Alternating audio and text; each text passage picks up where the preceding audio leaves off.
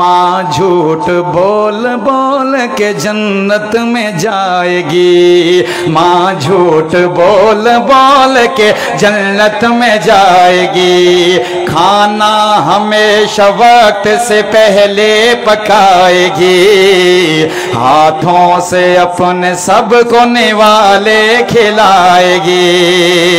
बच्चों से ये कहेगी, झूठ क्या बोल रही है सुनिए, बच्चों से ये कहेगी मुझे भूख ही नहीं, भूखी रहेगी फिर भी बहाने बनाएगी। खाना अगर बचेगा, खाना अगर बचेगा तो आखिर में खाएगी।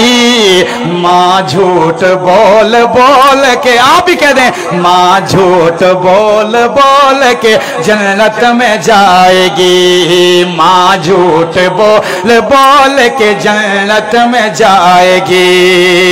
बीमार हो तो दर्द छुपाती रहेगी ये, और खुद को तंदुरुस्त बताती रहेगी ये।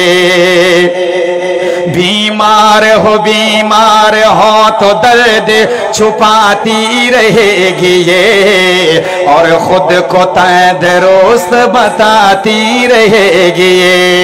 कोशिश करेगी खुश नजर आने की हर घड़ी, लहजे को भी शगुफ्ता बनाती रहेगी ये। जब भी नजर पिलाएगी, जब भी नजर मिलाएगी ये मुस्कुराएगी।